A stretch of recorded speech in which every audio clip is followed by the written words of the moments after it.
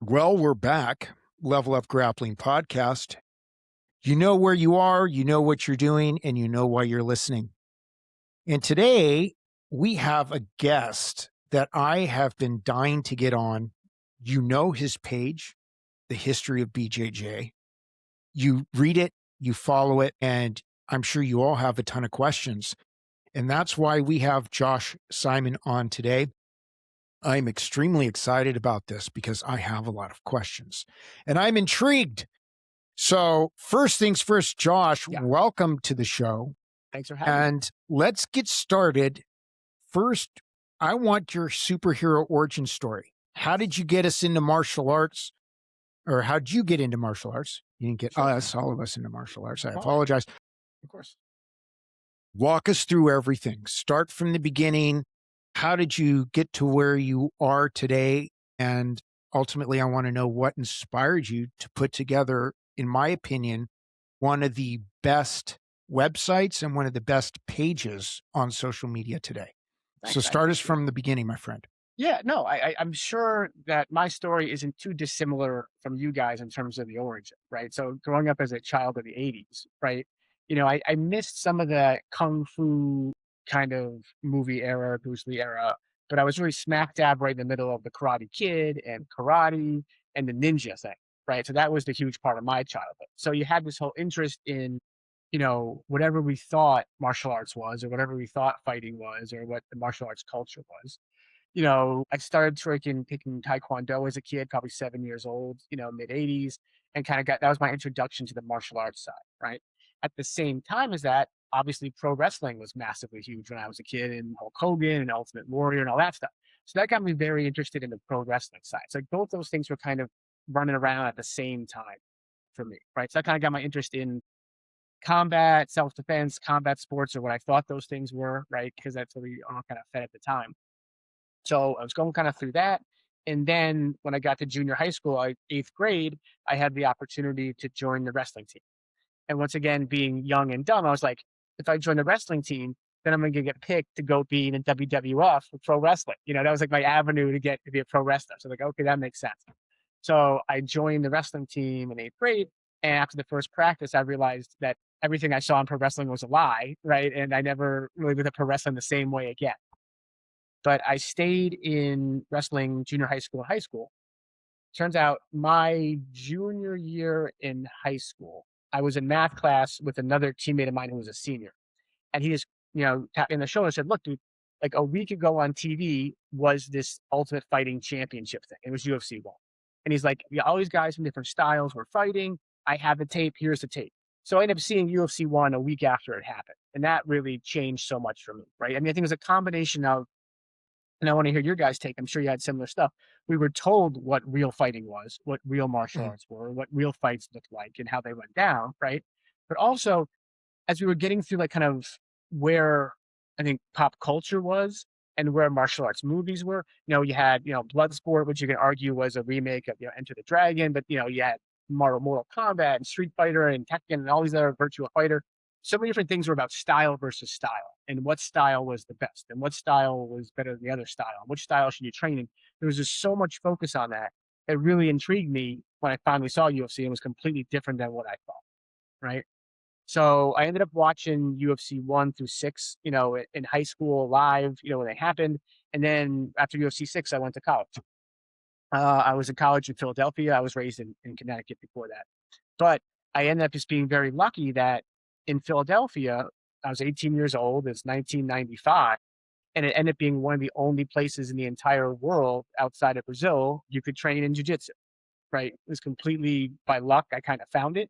And that kind of got me into the jiu-jitsu side of things. So, it was kind of a bit of a just I knew that I wanted to, in college, do something to stay active, right? I was an average wrestler in an average state, so I wasn't a good enough wrestler to go wrestle Division 1 in college, right? At University of Pennsylvania where I was. But I saw they had like a jujitsu club when they had like a list of clubs and stuff like this. So I go, okay, I know it's not this Gracie jujitsu stuff. That's only in Torrance, California. There's no way I can do that. But I'm sure it's like a Japanese jujitsu that's close enough. I'll go do that as a club level thing in college, right? I get there freshman year in college. I can't find a club anywhere, right? It's before cell phones, before internet, before anything else. I'm like, I can't find this thing. And you know how it is, freshman year in college, I was afraid I was going to get fat, right? So I'm like, I Mhm. don't want to get fat now that I'm not working out. So I got to find something. So I was like, if I can't find this jujitsu thing soon, I'm just going to go get rollerblades and rollerblade around. It was very 90s, right? So that was how Mhm. we were, right? But I went to the phone book and I'm looking through martial arts in the phone book. You know, for the people that don't know what a phone book was, we had to go look up the Mhm. directory back then and find things out on paper. But I saw the sign, this advertisement in the phone book. It said Maxercise Sports and Fitness. And underneath it said Gracie Jiu Jitsu. And I was like, there's no way this is Gracie Jiu Jitsu. I mean, I watched all the UFCs. I watched Hori and Hoist a million times talk about it. They only talked about Torrance, right? Mhm. And everything they talked about was like Gracie Jiu Jitsu, Gracie Academy is Mecca, it's everything. What are the odds in Philadelphia there's a Gracie place and it's in a place called Maxercise, which sounds like jazzercise, right? Mhm. How could that possibly be a thing? So I called them up and I was like, look, do you guys have jujitsu there?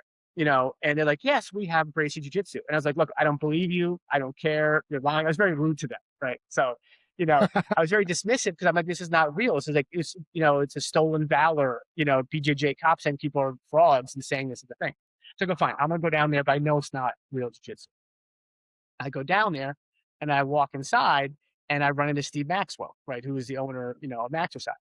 And I was incredibly rude and disrespectful to him because I didn't think it was real. And I was very lucky that he didn't kill me right there. But I started asking him all these questions, and he seemed so old back then, right? He was 42, right? So it's different for us now, but I was 18 and seeing this guy there, but he was super in shape.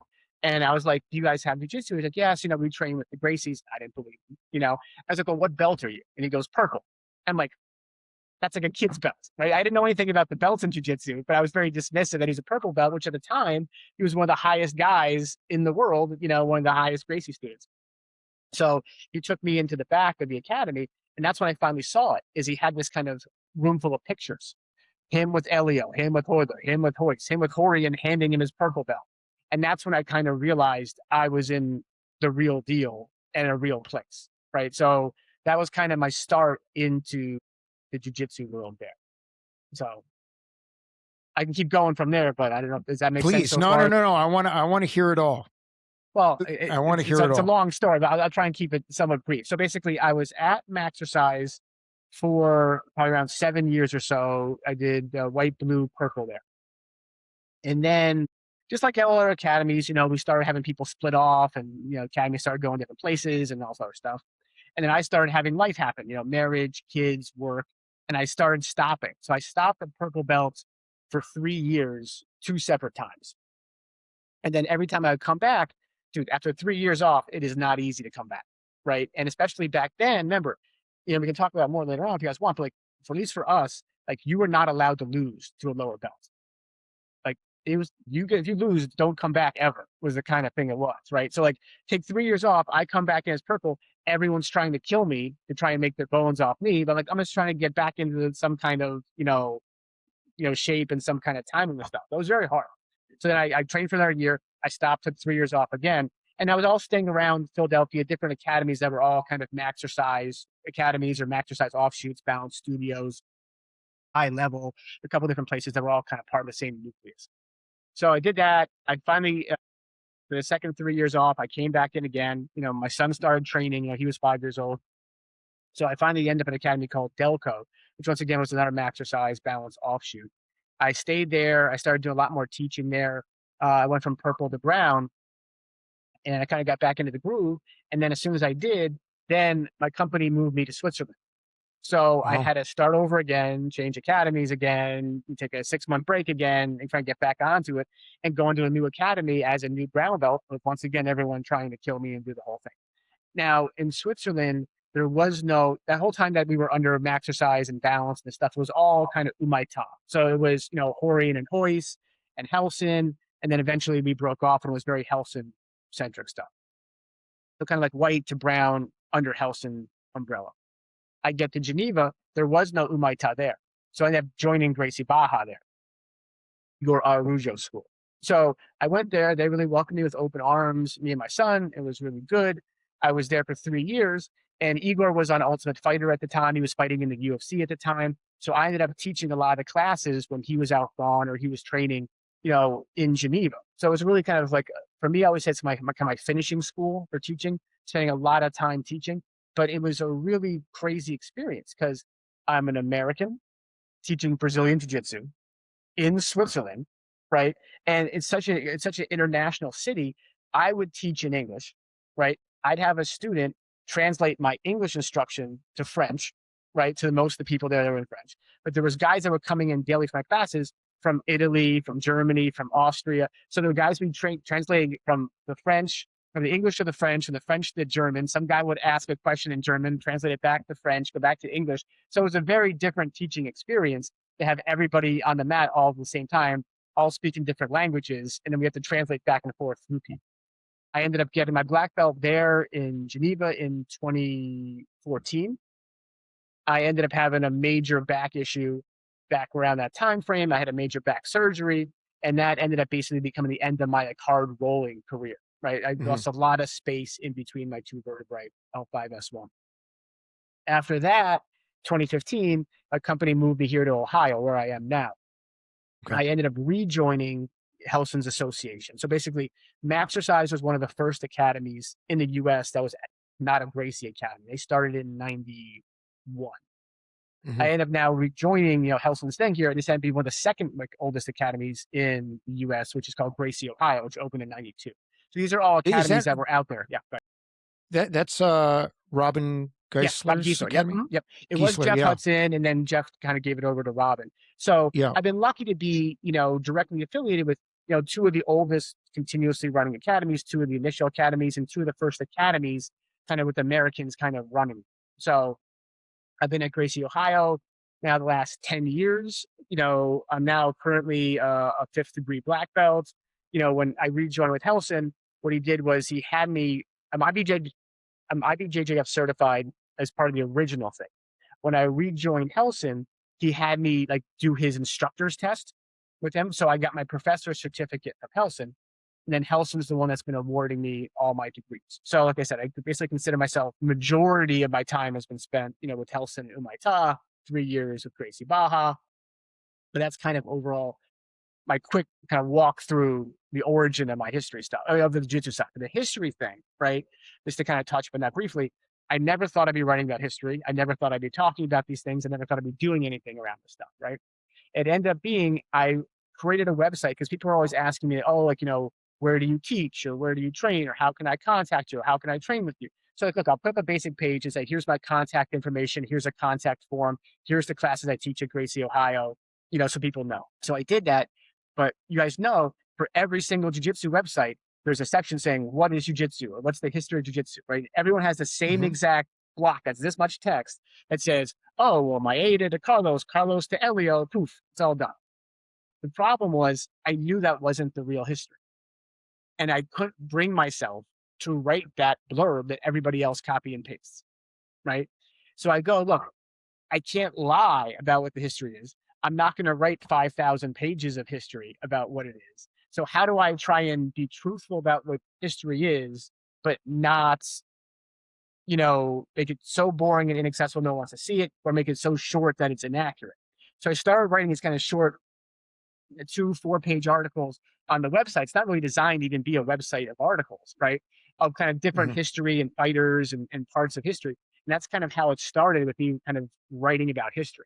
I was reading a lot of the first person history, the stuff that, Pedrera and lots of other people were doing. Choke volumes 1 through 3 are really important. Hmm. So people were starting to do real scholarly work, right? I give them all the credit, right? I don't consider myself really a historian. What I did was I took a lot of the stuff they did and said, look, I think a lot of jujitsu people don't want to read 1,000 page book, right? Right. Can I put this into a 4 page thing that gives people the broad strokes, right? If Yeah. you look at the way like Choke's written out, it goes year by year by year. So by the time you go from 1905 to 1975, you're forgetting what's what, right? You go, oh, I remember this story, but was it Takio Yano or was it Gio Amore? Was it 1932? Who fought Elio? Was it this guy? So I started saying, look, let me try and reorganize some of this history. So instead of saying you have to read through 75 years of history to learn about one guy, let me just take one guy and do like a 4 page summary of that guy. You know what I mean? Or I'll summarize, here's Yeah. the history of these guys' fights. So you have to look through 2,000 pages of a book to see who won which fight when, right? So that was kind of how I started to kind of put some of the pieces out there together. And a big part of it was, and I don't know if you guys had the same experience, right? I was super into trying to convert all my friends when I started training jujitsu at 18 years old, right? Because once again, people still didn't want to train. They still go, oh, I do karate, I do kung fu, it's better. I kill you with my death touch and my chi energy and all that stuff, right? So I kept saying, like, no, no, this is different. This is real. This is why. I used to carry Gracie's in Action in videotape form in my backpack. And I had to take it and show people. I try and convert people, right? So I really felt Mhm. later on when I read the real history that I'd been lied to, right, about what the history of jiu-jitsu was. And I had been culpable, right, of spreading this not real history. So I do feel some responsibility now after so many years of me saying, this is the story, this is what, Horian told me, so it's the truth, to try and say, this is what the real history is. So I want to try and undo some of the sins of the past to a certain extent. Does that Love make it. sense? Yeah, oh, absolutely. I mean, I think that's what made me so inspired by your page was that your your authenticity and the realism of the historical record. Because we all were sold a bill of goods, so to speak. And, you know, most people, even today, there's still this process of deification of these individuals that are not in any way worthy of being deified. I don't think anybody is, but especially them, to the point of where you have this absolutism where it is completely incongruent with reality and the truth. And when you start to look at the actual timeline of things, it's just like, whoa, wait a minute. Yes. None of this is true. It is. But Brian, look, it is the most, from a pure marketing and business genius perspective, Yeah, absolutely. the story that Horian created it and how he created it and how he edited it and what he took out of it, it's just unbelievable because he really did this Yeah, tremendous job, right, of making it be there's nobody else but us. We are the direct owners of it. Everybody else is wrong and bad. But like it was masterfully crafted. That's why it took so long for people absolutely. to unpack these things. And you saw like Pedrera and even Drysdale and lots of these people when they write about it now, they get attacked for saying, here's the historical record. People go, you're lying. It's just like, just because your instructor told you something or your instructor's instructor told his instructor and he told you, that's not the actual factual record. We have the police records, we have the court records, they have the newspapers, they have, so it's just, there's so much information there, but still some people go, no, that's not true because I was told different.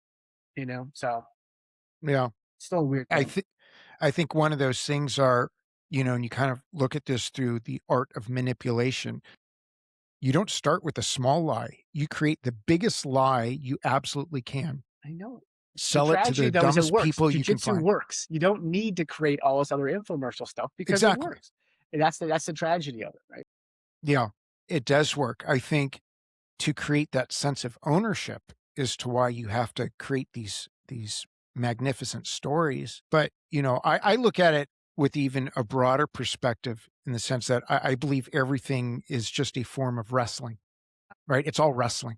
I know we're So engaged I with that. look at it and I It's say true. wrestling works, you know, and the old submission wrestling that was done thousands and thousands of years ago is incredibly effective. So, however you want to badge it, brand it, and Mhm. resell it, okay, that's fine and dandy, but it's not owned by a particular family or by a particular individual. And, that's one of our goals on this show is to always say, hey, wait a minute. Because people are like, hey, you hate this and you hate that. I'm like, no, that's not what it is. And yes, I mean, look, we've been, I guess you can say, I don't want to use the word victims, but we've been on the wrong side of the Gracies, the Gracie brothers, and they tried to shut down the podcast and all these things that we've had happen because, we do our best to be, megaphones for the truth. And not everybody likes that. So I would like you to get in a little bit to the history as you know it. And because obviously it's very divergent, but we've had on the show a few times a friend of mine, Reggie Almeida, is a jiu-jitsu black belt, but from north of Brazil, and his lineage has nothing to do with the Gracies whatsoever.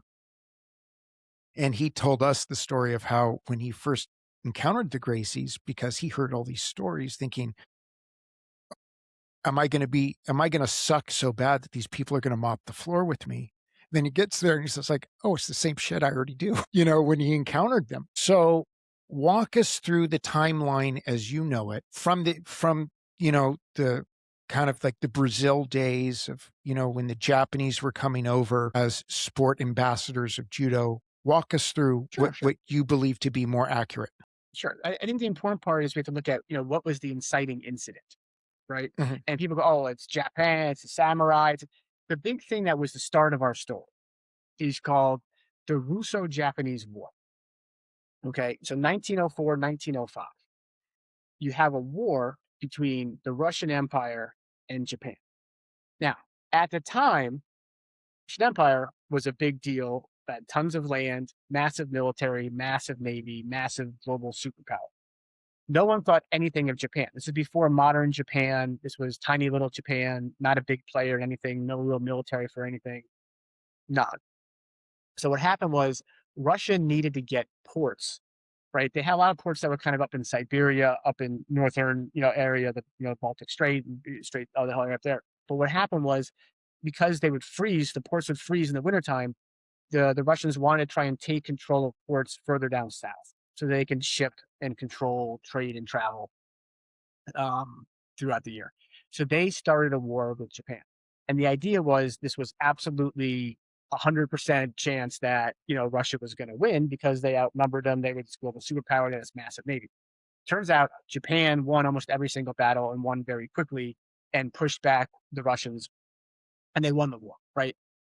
It's got nothing to do with jujitsu, except somehow it got associated with jujitsu.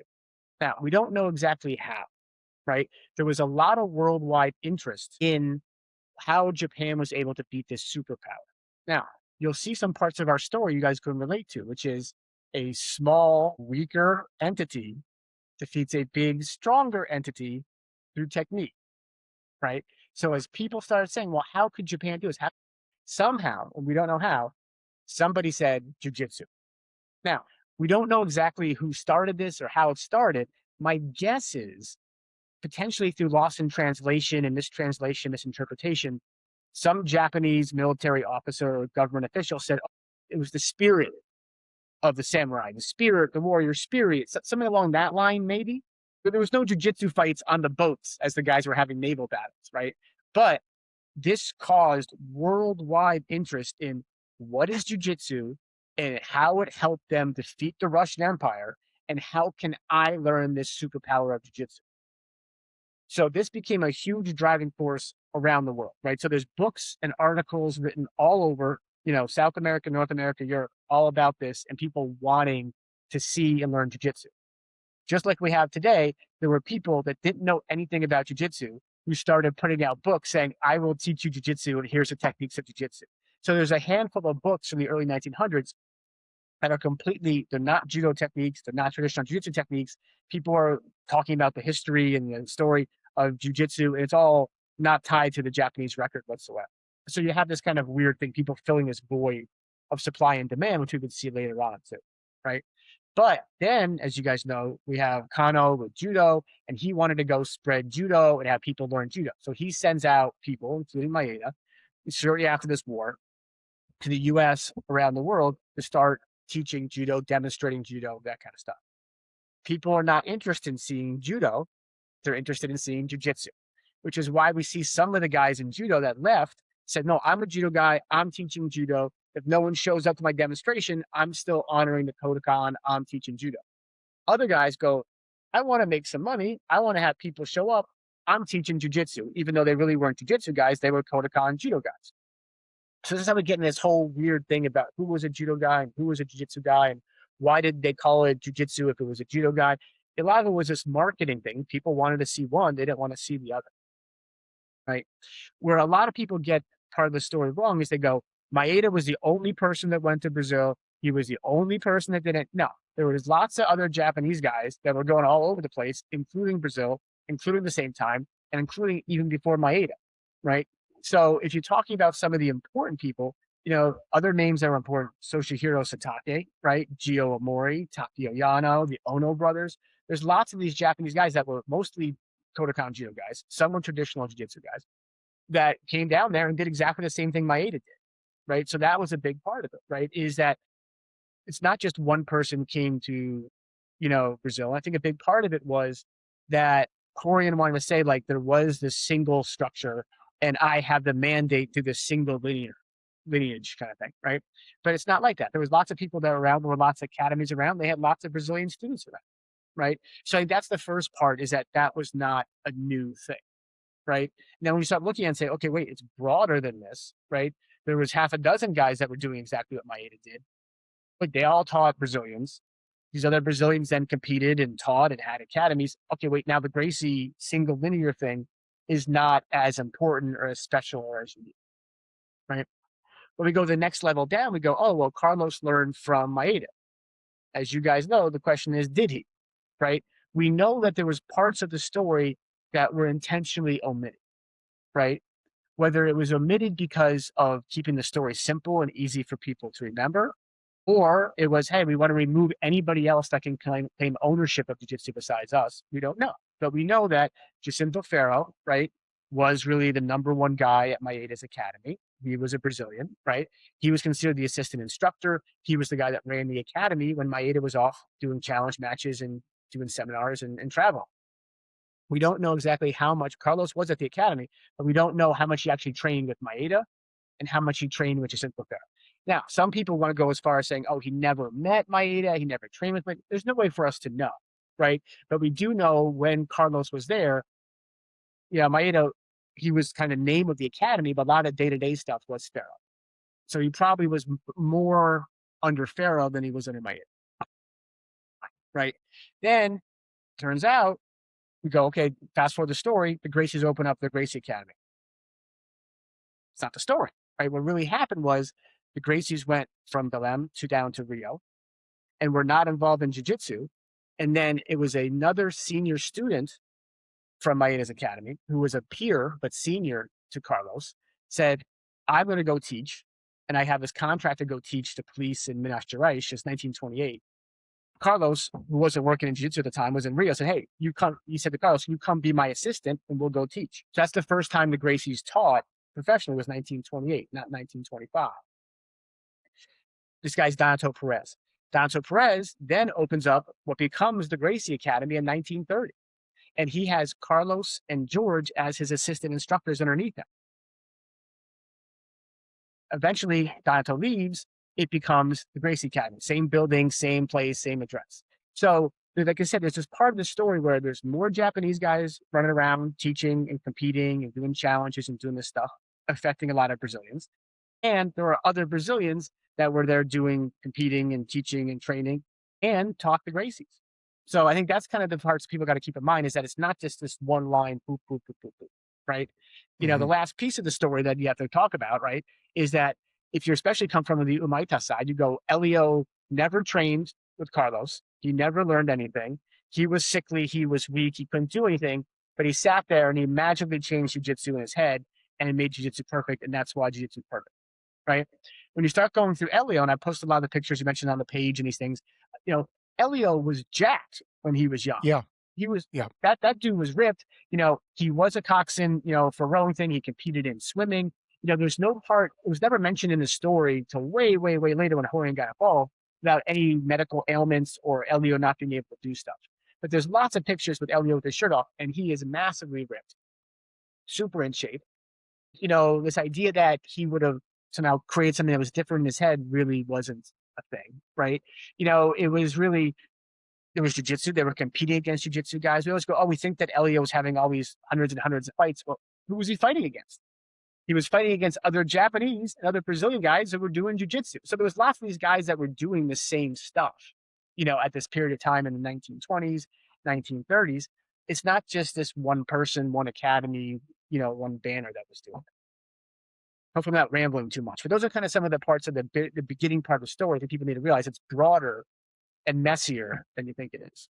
Yeah. No, it's all fascinating because when I was going up through it. One of the stories that you hear all the time is, basically, I always make this joke. Haleo Gracie was observing on the side from an iron lung.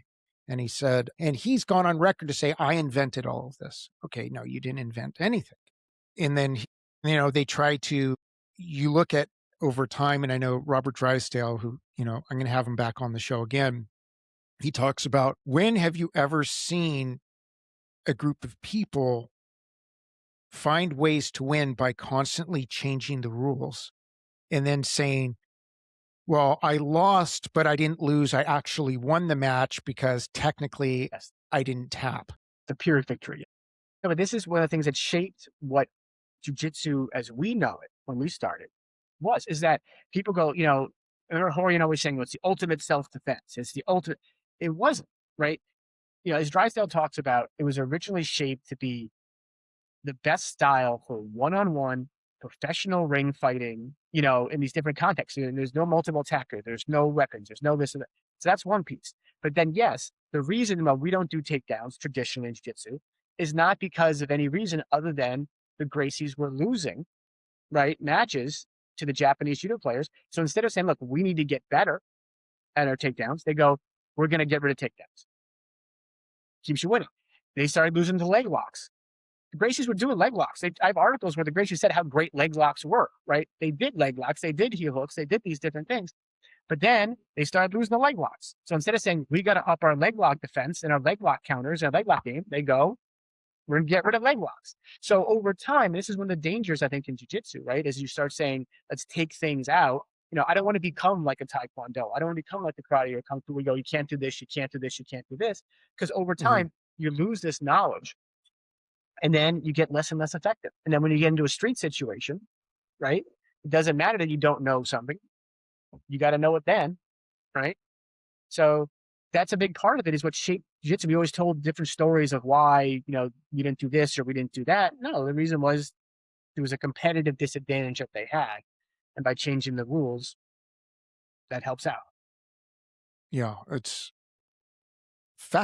absolutely fascinating. I've always say like this, when you take the emotion out of it, right? Mm-hmm. The student emotion, the cult emotion out of it, the history is far more fascinating than the story that's been given to us. It is. And I think, if anything, it should encourage people. And this is why Adam and I always encourage people to be as diversified in your grappling knowledge as possible, in your fighting knowledge in general. Because to think for a second that one particular style or one particular lineage is supreme to all is delusional. It's absolutely delusional. And we see, look at the UFC today, look at mixed martial arts today. Sure. When you're watching, I mean, I'm going to use this term and I know it's going to be very inflammatory and people are going to disagree with me. The guard is dead. Mhm. As my buddy Javier Vasquez says, the guard is an illusion of salvation. And to think that you're going to win a fight these days on your back with an arm bar or a triangle, sorry, dude, it ain't happening. It's just, you know, No, I know where you're going. But Brian, what I'd say is this, right? Is that it's not just in the modern context where you see now, jiu-jitsu guys are training with wrestlers and this, that, and the other. That's the way it was. Once again, I have an article on the website, you guys should check it out about we come from Catch 2. Catch was trained at the Gracie Academy. They trained with Catch wrestlers. They did it all the time. It wasn't this kind of, thing where Catch didn't exist in Brazil. It did. It wasn't like they yeah, go, we're not going to train or compete. They did. And they actually got together. Oswaldo Gracie, he was a ref for lots of Catch matches. So this idea that, Catch is so different than jiu-jitsu at the time, they just all trained together. They all competed together. They all shared stuff together. They would run training camps together. So it's all been stuff that's been erased from the history, but it's all there when you go look. But, you know, the leg lock game, right, may have come originally from Catch. It's very hard, as you know, to know where something came right. from and who influenced Yeah. what. But we do know that there were Catch wrestlers like Tattoo and stuff like this that were doing leg locks, and they were training with Taki Yano and George Gracie, and then they were doing leg locks. So who helped who and who developed who and who did what? But it was all part of the same group, and they were all training together. It wasn't this kind of isolationist stuff that we thought it was. So walk us through a little bit because you bring that up, and I think it's fascinating. And Yeah. for those of us that love catch, and Yeah. walk us through a little bit about the I guess you can say the origins of catch wrestling in Brazil, because before it became luta livre, you have this catch wrestling. It the traveling circus, which if I understand correctly, what was it? The Gracie's father owned a Mhm. circus, Mhm. right? Circus Americana. So catch wrestling was it, right? The carny wrestling, all that kind of stuff is Yes. commonplace Yes. and basically mandatory as part of these Mhm. events. Yes. So if you could walk us through a little bit about the origins and insemination of catch wrestling in Brazil and how it was existing alongside, you know, jujitsu. Simple answer, it was a mess, right? So, as you guys know, if you try and go through the history of catch, it's very hard to know what's a work and what's a shoot, right? Because this idea of when it was real, when it became fake, and what was a real record or real fighter or real history or real lineage is hard, right? So, I can't say it's perfect, right? But we do know this. There was a handful of guys, right? I know you talked about them before on the podcast as well, Manuel Fino and different guys like this, right? There was a handful of guys, Dudu, Tattoo, that were catch guys or consider themselves catch guys in Brazil. Exactly how legitimate these guys were in terms of their pedigree and where they learned and how much they learned. A lot of guys would say things like, "Look, went on a boat to America. I went to New York. I learned catch there at the YMCA, and I'll come back to Brazil." We don't know, right? So a lot of these things, like you don't know what was guys just trying to figure it out as they go.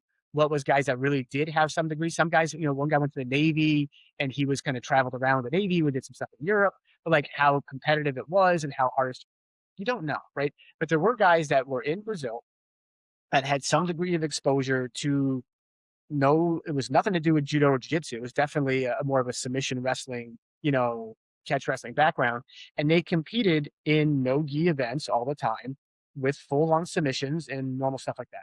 Later on, we did see the Sabiscos and other guys that were kind of more famous catch guys do travel to Brazil. It's kind of similar to Maeda. They would travel around the world and do real matches. So we saw that also. But what we saw was this, is that there was the typical cycle that we see with the Gracies and anybody that was kind of around them, which is if you are a threat to our business, right? It's blood feuds. We'll fight you on the street. You guys are our sworn enemy. And then all of a sudden next week, they have a common enemy. They're all training together in academy. And then a week later, they're fighting again in the street. So you see it for 60, 70 years, these people that they swear that they're going to kill each other when they see each other and they fight. And then a couple months later, they're partnering together saying, "Oh, we're opening up an academy and come train this guy. He's so good." And then a few months after, they go, "This guy doesn't know anything. He sucks." And they keep going through these cycles, right? But they were training with Dudu, who was, a friend of the Gracies and was training at the Gracie Academy. So they were at least scrimmaging catch wrestler guys versus jiu-jitsu guys. Oswaldo Gracie's leg gets broken in 3 places during one of the training sessions. We don't know if it was a throw, we don't know if it was a leg lock, we don't know. But it seems like that may have been a situation where the Gracies soured potentially on Dudu or on catch wrestling, and that caused some of the rivalry. Even though Oswaldo doesn't seem to have had a grudge, and like I said later on, Oswaldo was a ref for a lot of catch stuff. And then Elio had one of his only valid judo matches against Dudu, and he beat him. So there always was this kind of thing. Elio, even though he's talked about always fighting in the gi, I post pictures on my Instagram of Elio fighting no gi submission grappling matches without a gi on against catch wrestlers that were from America and Europe that had come to Brazil too. So it's definitely been there as part of it, right? What I'd say is, the one part where I maybe it might interest you guys the most, from a catch perspective, is this whole Takio Yano side of things, right? So I don't know if you guys have heard about this, but it's a really interesting part of history, and it's a whole super long aspect. I'll try and get kind of briefly now, but you have George Gracie, who's pretty much erased from the history that we, but he was really the first family champion, and an unbelievably fascinating character. If you think Henzo is an interesting character to our generation, he was kind of the Henzo of that generation, but completely erased from the story. One of his big training partners and friends was Takio Yano. Takio Yano was a Japanese guy, but he wasn't really a traditional Kodokan judo guy. He had some traditional jiu-jitsu, and he trained judo at an academy that wasn't Kodokan. So he wasn't super hardcore Kodokan.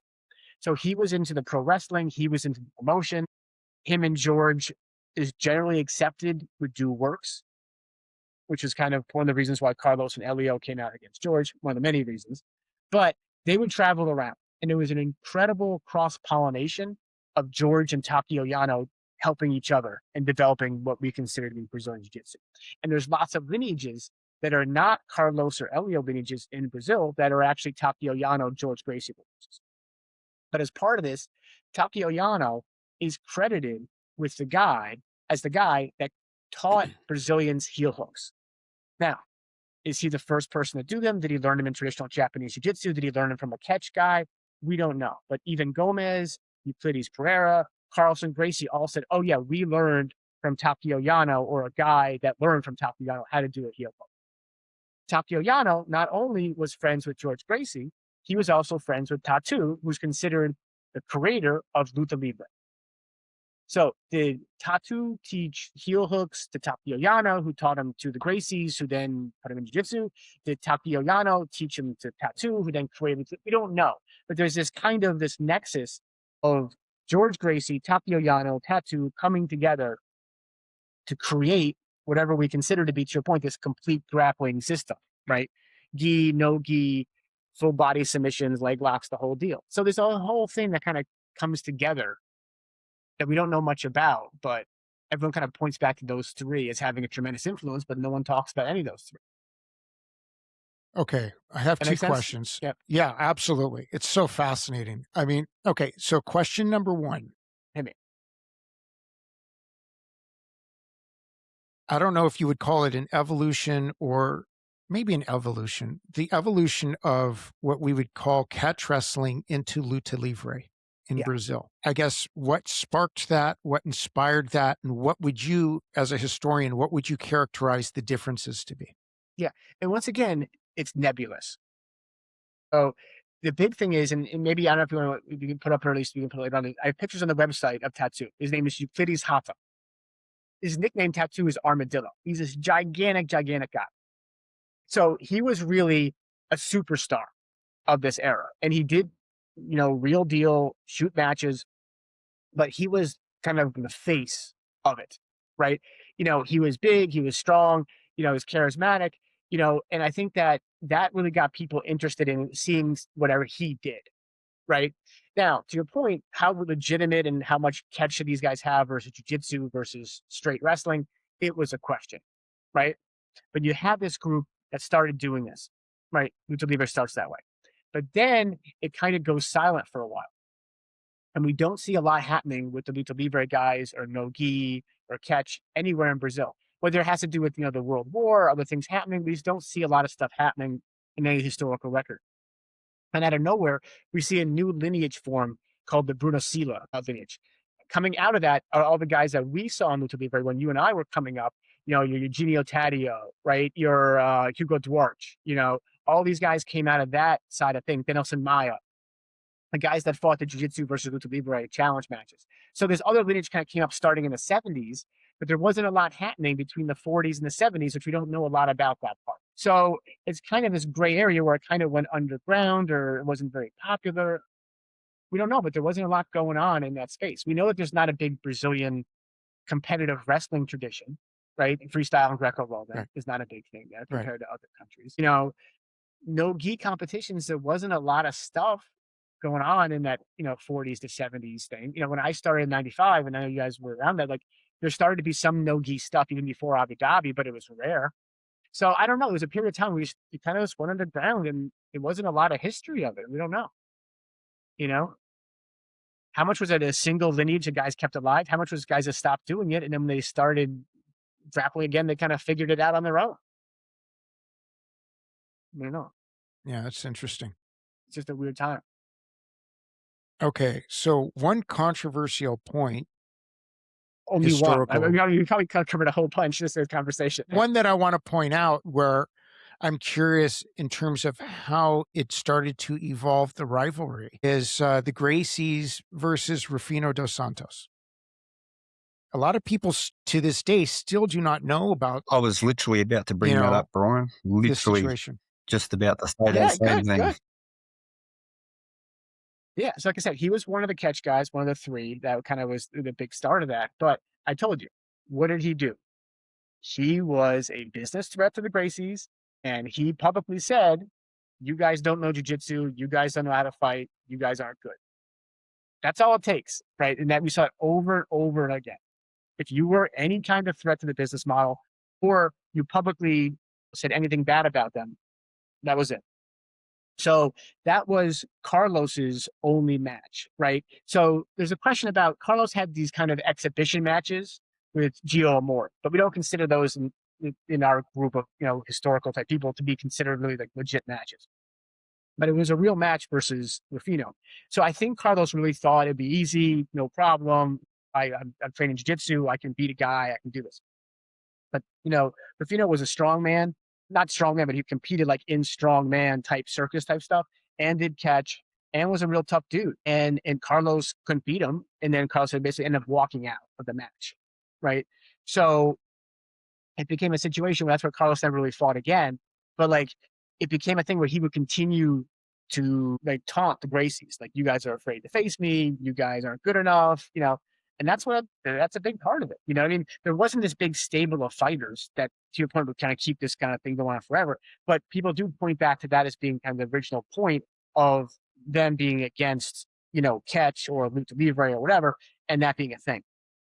It might be a bit of an oversimplification. It definitely was a big part of that time period. But the fact that you see them decades and decades later still fighting against lucha libre guys, whether it's directly because of that one incident, probably not. But these were people that were challenging the model. Right? When I was coming up and you guys were coming up, the lucha libre guys said, "Look, it's stupid to train in a gi. Right? The guy's not always going to have a gi in the street. Train with us. Train no gi all the time." Right? So this was a competitive model to the business model, saying, "Look, don't train in a gi. Don't train sport jiu-jitsu. Train lucha libre." Right? And those lucha libre guys were some of the first guys that we saw, at least that I saw, that were training Vale Tudo. You saw the Marco Huas thing and the Huas Valley too. He comes from the Soshihiro Satake lineage. So he came from a jiu-jitsu lineage, but just a different lineage than Maeda. But this idea, these guys said, "Look, we're going to train no gi. We're going to train all submissions, including leg locks and neck cranks and everything else. We're going to train takedowns, and we're going to train Muay Thai and wrestling." It was a real different thing. And that was, that's been proven to be very effective and good, right? But it was considered bad at the time and against us, right? So let's talk about what I would like to say the infamous incident of the Gracies attacking Rufino dos Santos, Sure. basically stopping his grappling career, them being convicted, and then getting left or let off the hook. Yes. So this is Multiple pretty times. intense Right. Yeah. story. So, I have an article on this called, I think it's called 1932 and the Steel Box. Right. So Rufino was one of the assaults. They also assaulted João Baldi. So both were documented, both have police records. The João Baldi one, the police got involved. There was police records, but there was no prosecution. To your point, the Rufino one, there was prosecution. Right. So for people that, question these things, we have the court records. They have this is all factual. But even Horian's posted about this, which I thought was amazing. Once again, he didn't post about it until recently, but even Horian's posted about, this whole court situation. But no, they had an MO where they did this on multiple occasions, where if somebody they felt, once again, was a threat to the business or slighted them, it wasn't always, "I challenge you to a Vale Tudo fight in front of 40,000 people. Let's go do this, in a gentlemanly way," right? They would wait in a car outside your academy at night. And then when you came out and closed up your academy, walk down the street, 4 or 5 of the Gracies would jump you and start beating on you. Right. The reason I call it the steel box, and people talk about the steel box, is we don't know exactly what the reference is. But in some of these assaults, it talks about someone, usually Elio or Carlos, using a steel box as part of the assault. Some people think, okay, it's a toolbox or that's like that. I was talking to Drysdale. He said, no, he thinks what it is that was the slang term for brass knuckles, right? So we don't know, right? So was it brass knuckles? Was it some sort of metal box? Either way, this wasn't one-on-one, let's go do this. This was 4 guys holding you down and beating you with some sort of metal object. So they got arrested, both times. They got arrested for the Rufino thing. They went to court. They got convicted. But what happened was They got sentenced to jail, and then they were very tight. And it's a big part of the politics and the history of jiu-jitsu is that the Gracies who were in Rio were very tight with the government, Getulio Vargas and other parts of the kind of the Brazilian, what we would consider to be the executive branch type thing. A lot of the Japanese jiu-jitsu guys who were the rivals to the Gracies at the same time, they were in Sao Paulo, where the Brazilian Navy was based. So the Navy and the Brazilian military backed the Japanese jiu-jitsu guys. The Brazilian presidency backed the Gracies. So it's one of those interesting things in history. If a different political force won that battle, you might be seeing us all talking about being Takeo Yano and Joel Mori, lineages as opposed to Gracie lineages. But this is a big part, is that they were very influential. They had a lot of students, and it was true, that were either senior executives, artists, poets, actors, soccer players, but also government officials. And they had been able to get a presidential pardon, and then nothing ever happened. They got released, and that was kind of it from that perspective. They committed the assault, right? It really ended his career, Rufino, but they didn't face any long-term backlash societally. That's crazy. I know. I mean, I know. I don't even know how to. There's lots of crazy parts of the story, right? But it's just, I don't know if it's part of it is just you go, look, they didn't have the internet, they didn't have social media, they had the newspapers, but do people, because of the news cycle, forget about these things or don't hear about these things? Do you go, okay, it was culturally different? It's hard to say. Brazil was really trying hard to get away from this kind of violence and criminal, culture, right? They were really trying to be Victorian and be very European. And that's why Vale Tudo was banned for long periods of time and things like this. So we'll go, oh yeah, it's rough and tumble Brazil. That's why they didn't care about these guys beating people up in the darkness at night. They did. They got arrested. They got convicted. But you didn't see a long-term impact of the business model. Yeah, I still don't have answers for all of them, but it's remarkable. I mean, to have that type of influence, it's just crazy. I want to get back to something that you said, because I think it's important, and there's probably a lot to it.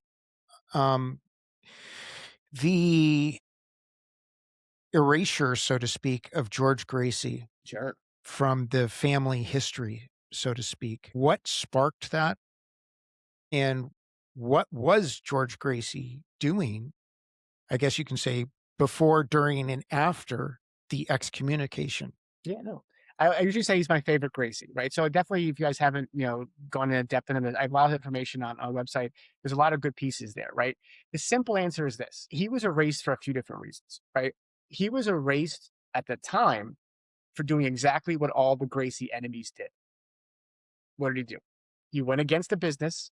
He said, "I'm going to do my own thing. I'm going to compete against you," right? He opened up his own rival academy in Rio, opposite the Gracie Academy. You have to understand, like, the Gracies would try and kill anybody that even had an academy, and have a guy who was a Gracie goes, okay, I'm going to go open up my own academy and go steal all of your students. It was nuts, right? But also he did what everybody that was a Gracie enemy did, is he would go to newspapers and say, Carlos sucks. Carlos doesn't know anything about jiu-jitsu. He's not a real fighter. That would drive them crazy, right? So it's these kind of things. It got so bad at one point, George challenges Elio. He's like, screw this. I'll fight Elio. Let's do it in public.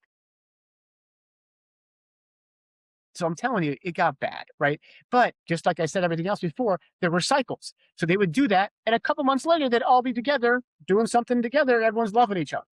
So there was. So these they're all times, bipolar. That's what you're saying, Josh. They're all bipolar, right? Look, I'm not saying that. I'm just saying it's complicated, right? But the thing was this, is that George would not be controlled by Carlos. Elio's relationship, it's very similar to what Royce's relationship was with Horian, right? I told you, this is kind of, there's kind of these cyclical things that happen. You can say Carlos was very similar to what we know with Horian. Elio's very similar with Royce. Henzo's very similar to George in some ways. But what happened was Carlos wanted to control everyone's diet. He wanted to control your training routine. He wanted to control who you fought, when you fought, how you fought. George goes, I don't care. George was a big partier. He would show up for these fights completely out of shape and overweight. He'd be drinking and gambling and doing stuff. He didn't like to stay in one place. So a lot of academies around Brazil have a George lineage because he would travel around, open up academy, teach there for a few months, set it up, and then go on to the next place. Right. But he would also a lot of people talk about this, but he would really do it. Any place, any fighter, anytime, anywhere, any rule set. He would fight anybody. Right. As we know, Carlos and Elio really tried to structure stuff, and later on Jorge and Hoist, so that they always had some kind of advantage, or they would negate the advantage of the other guy, or make it so at least I'll get a draw. Right. George didn't care. He's like, let's fight. Now, once again, George would go for the finish. He wouldn't play from guard and try and get a draw. Right. But what it meant was George would lose matches. Now, he didn't lose a lot of matches, but you compare it to somebody who you never lost anything, you just had draws, he lost. Now, George didn't care that he lost because he goes, I'm a fighter, I want to fight, I get paid per fight, let's fight. And people loved him for it, similar to Henzo. Like when Henzo lost a match, no one said, oh my God, Henzo lost. People go like, look, Henzo wants to fight. Henzo wants to fight the top guys. Henzo didn't lose any reputation because of that, right? But it's just two different philosophies. Gained, I would say, to your point, gained reputation. And people felt that way with because George. In that generation, it's just like people love Henzo for the fact that he didn't play the bullshit game, rig matches, change rules. I don't know anybody that has ever said that because Henzo lost a bunch of matches. Nobody said that because he lost fights, he was bad. No, but that philosophy is, but that's definitely the Jorge and Hoist side, which is you can't lose and you can't do this. So this same pressure was there, right? George went through this whole thing where he was against them. He wasn't listening to them. He couldn't be controlled by them.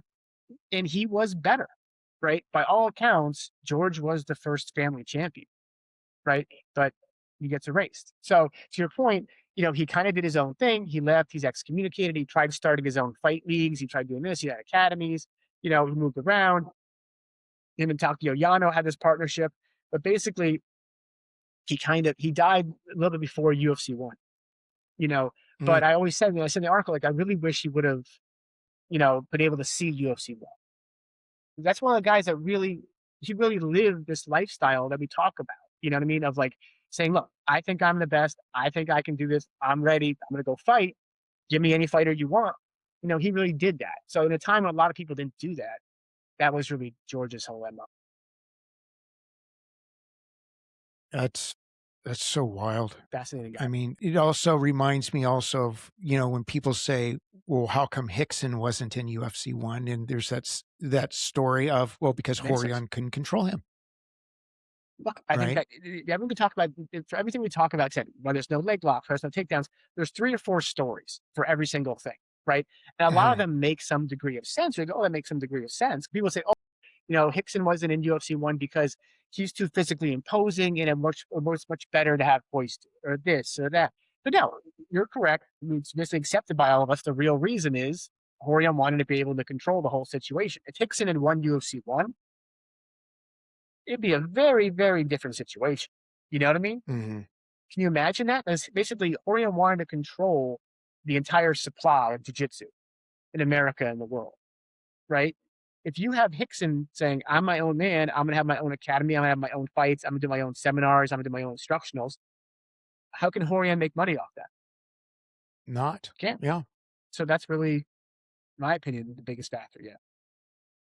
I always thought it was funny how Horion went around to sue all the relatives for not being able to use the Gracie name, right? Including Carly Gracie, who came to the U.S. years before Horion did. And countersued. So, but he won that lawsuit, right? So this is the thing. It's one of the great ironies is I go, remember, when we came up and when we started, at least on my side, I know you were kind of more, with Machado's side and everything else, but like for me, we were Gracie Jiu-Jitsu. That's what we were, Gracie Jiu-Jitsu. Everything was Gracie Jiu-Jitsu, right? People nowadays don't even know what that means. Like, there's a lot of people that watch UFC even and don't know what Gracie Jiu-Jitsu is or what the Gracies are, right? So the irony is Horion wanted to control all of this so much because he squeezed so tight and said, no one can use the name, even Gracie family members, or I'm going to sue you, right? What happened was, because of those threats, those lawsuits, and he did sue people, as you mentioned, everyone started using the term Brazilian Jiu-Jitsu. That was the first time I ever heard it, was because of that, right? If Horian didn't say, I own this name and no one can use it, we might still be calling it Gracie Jiu-Jitsu all over the place, and everyone would know it as that. So Horian, who wanted to own it and control it so much, he held it so tightly. Everybody else has changed the discussion. People know Brazilian Jiu-Jitsu. Not too many people know Gracie Jiu-Jitsu nowadays. It could have been different if you just said, look, call it Gracie Jiu-Jitsu. Go ahead, as opposed to saying, I'm going to sue you if you do this. Right? It's nuts. So let's look at this in hindsight. Mhm. I've always made the argument. Well, let me preface it by saying this. I was one of those people that was not impressed with UFC. I know. I saw you talk about it. Okay. And so, but it's just because my age and what my experience was, okay? I saw Shudo first. I saw stuff first where I was like, come on. And because I was kickboxing first, I was in the room with a lot of guys that I thought, why were they not invited to UFC 1? Okay. And I even said directly to Mark Schultz on this show, you mean to tell me that if you or Dave were in UFC 1, you would have straight up murdered Hoyce? Okay. And nobody could say anything because Dave was the same size as Hoyce. There's no way. I'm sorry. Dave was a violent man. But see, so I'm challenging this one, Brian. I'm a challenge. So I've heard your take on it, right? I'm with you that was UFC 1. Did they have the absolute hardest competition they could find in the world? No. Right. I'll give you that. It was not the hardest competition. Right. I don't go as far as saying it was rigged. Right. And here's why. Right. Two things I'd say. One, you got to remember, they had incredibly limited budget, scope, resources, or anything else. So they say, oh, we're going to fly these people in or get the hard, they couldn't do a lot of different things they could do nowadays, right? So it was kind of small. But to your point, they were definitely tougher guys. But here's the one counter example I'll give. If you were trying to rig the thing to make it as easy as you could for Hoyce, you wouldn't have Ken Shamrock there. That's the one counter example I have, right? Because Ken, as much as you'll say, he wasn't as great as the other guys are, which is true, Ken had Shudo experience. He could strike. He had submissions. He heel hooks Pat Smith, UFC 1. Hoyce has to go through him. He's bigger and stronger than Hoyce. He's steroided up. If I was making a thing where I go, I want to guarantee jiu-jitsu wins, I'll have all karate and kung fu guys, right? But why would I have Ken there? So that's the one thing. You could argue that that wasn't Horian's choice. It was Art Davies and Bob Meyerowitz. But I'd say the fact, the presence of Ken there as a guy that knew what we would consider to be MMA and could do it, you're putting some risk on the table there, I would say. Hoyce could have lost that. So, I'll put two things up to that. One, they didn't let Ken wear shoes. Fair. And for those of us that wrestle, shoes in a situation like that, shoes make a huge, huge difference. Two, they straight up said, we don't want any wrestlers because wrestling isn't a martial art. And three, Don the Dragon Wilson specifically said on that show, you can hear him say it, I'm happy to, if they invite me, I'm happy to participate. And he wasn't asking for any money. And I think knowing what the skill set of Don the Dragon Wilson was, talk about it, I think he would have wiped the floor with a lot of people. I have a counter for that one, though. So I'm with you on the whole thing, right? I think there definitely were guys that were good. But I have heard, right, and Adam, you probably too, 50 guys who said, if I was invited, I would have gone, you know what? It's easy to sit back sometimes and be like, if I was invited, I would have done this. But how many guys were beating down the door saying, I'll go do this? Did Don really go say, hey, I'll go fight for free, I'll go do it? Like, I think Oleg being denied is a legitimate, when people say, once again, I don't know what's exactly real, that Oleg went to the Gracie Academy and he challenged and they realized that he was really good. And Horian was trying to keep him out of the UFC when Hoyce was there. I don't know if it's true or not, but that makes some degree of sense, right? But a lot of guys go, well, I would have done this. You knew where they were. You could have signed up for these things, right? A lot of guys didn't want to sign up because they didn't know what it was. They didn't know if they were going to get arrested. They didn't know if people were going to get killed. They didn't know what the public reaction was going to be. So I get it. I think that plenty of guys could have been really good, at it. It's just some guys didn't want to go in and do it, It was, again, the wrestling part. We saw Severn go in at what, UFC 4? So pretty early on, at least you had a high level wrestler going there with wrestling. Yeah, I mean, Schultz went in 5, I think it was. 5, wasn't it, Schultz? Well, yeah, it was a Or little bit later 9, than that, one but of yeah, he those, versus the Gary Goodrich. 9. 9. Yeah. Schultz I went want to in say at it's 9. 9. Yeah. Yeah. You know, I think it's the coulda, shoulda, woulda argument.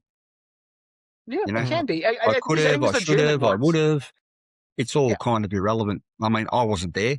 I can't tell you. I look and go, Right. as a wrestler, I look at those first couple of UFCs and go, well, they didn't have wrestlers. They didn't have a lot of Muay Thai fighters either. They didn't have super high level judokas. You know, there's, and I go, does that mean it was rigged? I go, no, I wouldn't call it rigged. I go, would I call it a business model that's going to produce the best possible result to promote this martial art? Yes. Does that constitute rigging it? Not necessarily. I consider it smart business. Well, it was overwhelmingly selective, though. But right? Exactly. It was. But what was the goal? skewed. The goal was to sell jiu-jitsu. No one's going to deny that part, right? But also, going back to Adam's point, though, remember, I was a wrestler. I was watching Hoist. I didn't think what he was doing had anything to do with what I was doing. I didn't make any connection in my head that jiu-jitsu or judo had anything to do with my wrestling. I'm like, I couldn't figure out what he was doing. I identified with Ken. I go, Ken is an American with some kind of wrestling thing. But I think if you asked 100 Americans at random in 1992 or 1993, what are martial arts? They would say kung fu and karate and taekwondo. So I think that they created what, like I said, people wanted to see from a, street fighter, blood sport type style thing. If you ask people, they wouldn't say wrestling was a martial art. I think a lot of people would not even list boxing as a martial art. No, right? They're thinking about traditional East Asian martial art. Yeah. So I think that it was part of 100%. If you said, I'm going to put together an event where it's 7 wrestlers, against each other, you go, okay, I got a karate guy, I got a sumo guy, I got a ninja. I think that's when you're going to get the people to watch. The spectacle was part of it, yeah. But I mean, we've also seen events we've all seen boring MMA events, right? That's also part of it too. If you go back and people are astounded when people watch the early UFCs, when Hoist would take the fight to the ground, people would boo. Right. And here we are watching now with our hindsight going, oh my God, you're seeing Hoist, you're seeing him do all these historic important things, and it's such a real thing. And everyone in the audience is booing the second the fight goes to the ground. It was just a tough thing to try to figure out what's the right level of entertainment and people can understand. That's why I think the Gracie's in action videos are so important, even though as we said, the history that Horian's narrating is not accurate necessarily, but he's explaining what's going on in the fight. And I think without that, regular people couldn't tell what was going on. I couldn't tell what was going on. And you guys saw those early commentators in the UFC. They didn't know what was going on a lot of times. Even when Hoist fought second with the triangle, they're like, what was that? What happened? So I think that everybody was so confused what was going on. They understood kicking and punching, So it's part of it. That's fascinating. I'm going to say this. We're going to need to do a part 2 on this because I could have you on every day. Happy to. Talk about all this stuff. Yeah. So where can people find you, Josh? Sure. I think this is really important because I need to emphasize again how important I think Josh's pages are, his website, his Instagram. If you guys are not following, you're missing out. So give us the plug, my friend. Sure. So the basic answer is if you go to bjjhistory.org, right? That's a redirect. It'll take you to my section on my website that has all the articles, right? And like I said, it's not anything great or unique or creative that I'm doing. I'm just trying to organize some of the work of other great people that did real historical work, into famous fighters, famous history, things you guys didn't know, whatever. It's all there. So it's a bjjhistory.org is where you'll find the articles. On that website, there's a shop icon. I actually make T-shirts based upon historical fighters, fights, principles of jiu-jitsu, different things. Take a look there. So I sell T-shirts based upon the articles. Everyone might have a Hickson or Hoist T-shirt. Not everyone has a Donato Perez T-shirt, right? So there's different things that are out there. If you guys are interested in wanting to kind of be old school or promote some of these things, that's a thing, right? You mentioned the Instagram. It's History of BJJ on Instagram. Unfortunately, not the same name was available for everything. So on BJJ History on the website, History of BJJ on Instagram. There, times I'll put articles or links to my articles there, or just post other historical pictures. That's more kind of short form stuff that's there. But either one of those things is fine. You guys can find me through that stuff. And thanks for having me on. I'm happy to keep coming back and Yeah. We probably No, covered you got to 1% keep. of the history of stuff. So, Yeah. No, we need to make this a regular occurrence. I'm sorry. happy to. But I know, because we have some rabid fans out there, and I know people are going to ask me when you're coming back on, because there's going to be a lot of questions and people are going to want to hear more. No, that'd be great. You If people were want to so submit questions, that concise. could be great. If people can say like, "Hey, Yeah. here's what I heard," or like I said, that way we just, we can kind of focus on certain things people are hearing it different. But I Yeah. guarantee you, people are going to say he's wrong because my instructor said. I get that a lot. So I go, I'm ready for the comments section with that. I've shown people pictures. I've shown people newspaper records. They go, no, my instructor said. I'm like, well, I get it, but maybe you were Ridiculous. told a tall tale. No, this is fantastic. And so I want to remind everybody, please visit our sponsors. We have roadgears.com. That's gears with a Z, ROADGEARZ.com, discount code LUG. And also spartancans.com. Okay. Remember, discount code LUG. Look how cool these things are. You can get these, you can put whatever you want. Pouches, get them customized. If you don't want one with the PCI or a Level Up Grappling logo, you want to have one that says Coach Brian sucks, go right ahead. I don't care. But these things are badass and they are extremely functional. And also, for the month of March, please remember to donate to Stop Soldier Suicide. I am doing the 400-mile challenge. I mean, I'll do that in 2 days. But, it's for those of us that are out there that are motorcycle riders, it's kind of like a walkathon, but it's for riding motorcycles. And 100% of the donation goes to Stop Soldier Suicide. It's an amazing organization that funds all kinds of programs for veterans. Soldier suicide and mental health, it is an epidemic, and I'm trying to do my part. You can go to the PCI Instagram page. There's a link there. I've been posting it in stories, but there is a link to donate. It is tax deductible. And like I said, I don't get any money out of this at all. Nobody does. 100% goes to the charity, to the organization, and to fund these programs for soldiers that are in need.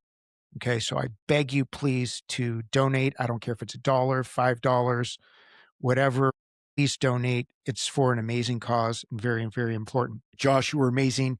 I would really like to make this a regular thing with you because you are a wealth of information, extremely articulate, and there's so much more to talk with you about. So thank you for your time. Absolutely. And with that, we are out of here.